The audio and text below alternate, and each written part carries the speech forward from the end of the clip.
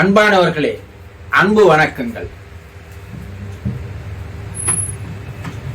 அகால மரணம் அடைந்தவர்கள்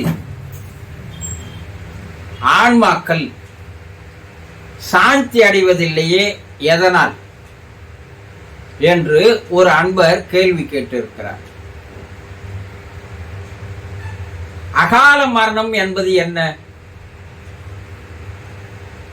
மரணங்களில் இரண்டு வகை உண்டு.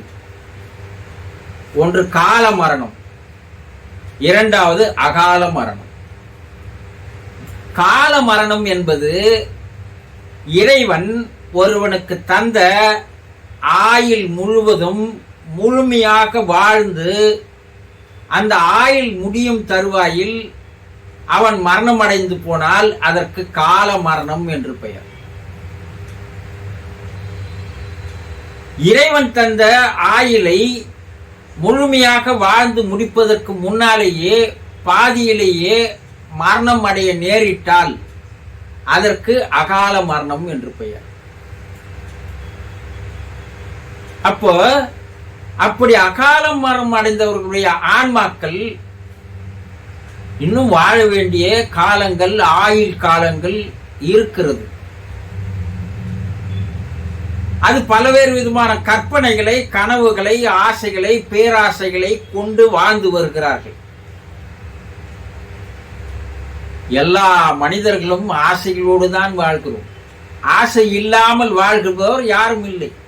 கனவுகளோடு தான் வாழ்கிறோம், கற்பனைகளோடு தான் வாழ்கிறோம், இல்லையா? நாளை இது செய்ய வேண்டும், அடுத்த மாதம் இது செய்ய வேண்டும், அடுத்த வருடம் இது செய்ய வேண்டும், வீடு கட்டி முடித்து விட வேண்டும், பிள்ளைக்கு திருமணம் செய்து விட வேண்டும், பெண்ணுக்கு திருமணம் செய்து விட வேண்டும். இப்படித்தானே பல கற்பனைகள். அந்த கற்பனைகள் நாளை அடுத்த ஒரு மணி நேரம் நாம் உயிரோடு இருக்க போகிறோம் என்று எந்த விதமான கற்பனைகளை நாம் செய்கிறோம்? யோசித்து பாருங்கள். காலையில் புறப்படுக்கிறோம், மாலை எங்க போனோம், மதியம் எங்க போனோம், இரவு எங்க போனோம், இரவு எத்தனை மணிக்கு வந்து படுக்கணும், நாளைக்கு இந்த வேலை செய்யணும், இப்படி எல்லாம் தானே மனிதன் நினைத்து கொண்டிருக்கிறான். அப்படி நினைத்து கொண்டு போகின்ற வேளையில் திடீரென்று ஒரு வாகனம் வந்து மோதி எதிர்பாராத விதமாக அதிர்ச்சி ஊட்டக்கூடிய வகையிலே அவன் இறக்கும் போது அவனுடைய கற்பனைகள், கனவுகள், ஆசைகள், பேராசைகள் எல்லாம் அங்கே நிராசைகளாக போய்விடுகிறது அல்லவா? அப்ப அந்த ஆன்மா கலங்குகிறது, வேதனைப்படுகிறது, கவலைப்படுகிறது. ஐயோ, நாம் இதையெல்லாம் நினைத்திருந்தோமே, இதையெல்லாம் நிறைவேற்ற முடியாமல் போய்விட்டதே. திடீரென்று நம்முடைய குடும்பத்தை நாம் அனாதியாக்கி விட்டு நாம் இறந்து விடுவோம் என்று நினைத்து கூட பார்க்கவில்லையே. எப்படி இந்த விபத்து நடந்தது? எப்படி நம்முடைய உயிர் பிரிந்தது? நம்முடைய குடும்பத்தார்கள் எல்லாம் என்ன நிலையில் இருப்பார்கள்?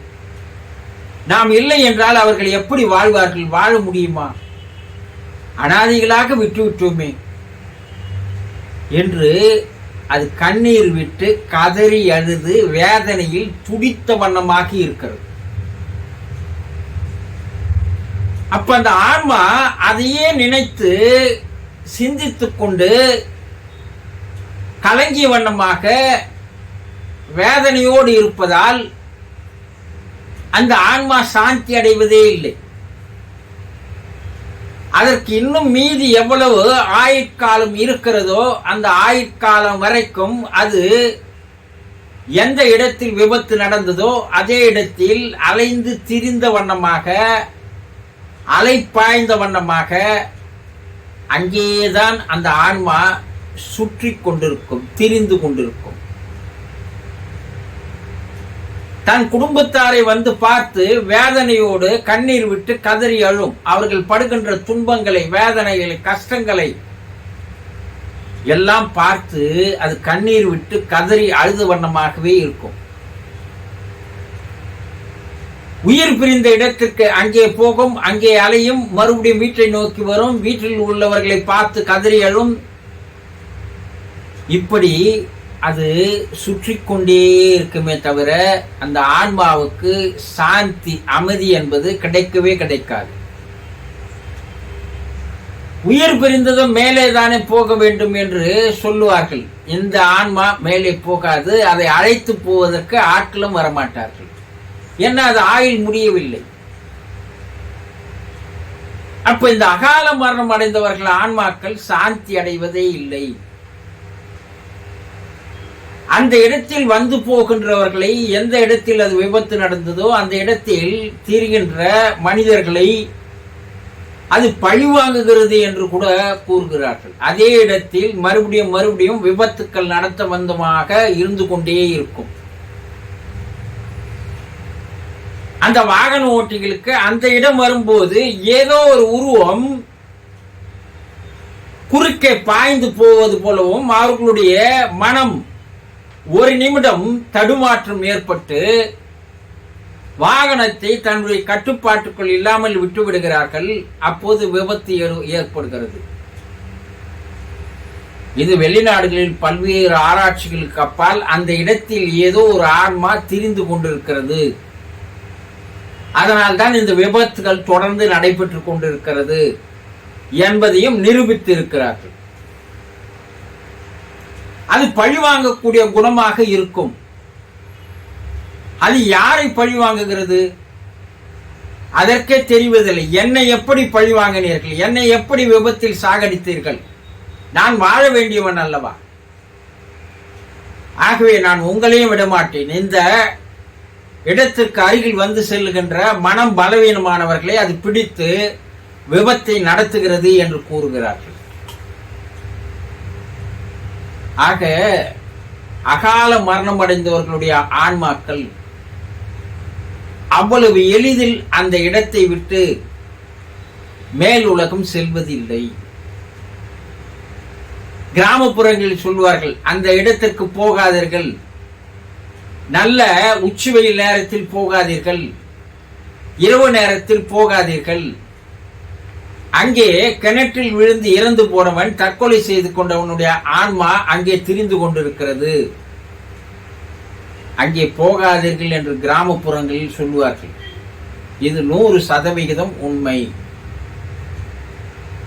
ஒரு கிணற்றில் தள்ளப்பட்டவனோ அல்லது விழுந்து தற்கொலை செய்து கொண்டவனோ அந்த ஆன்மா அங்கேயே இருப்பதால் அந்த கிணற்றுக்கு அருகில் வருபவர்களை அது இழுத்து தற்கொலைக்கோ கொலையோ செய்கிறது என்பது கிராமப்புறங்களிலும் கூறி வருகிறார்கள்.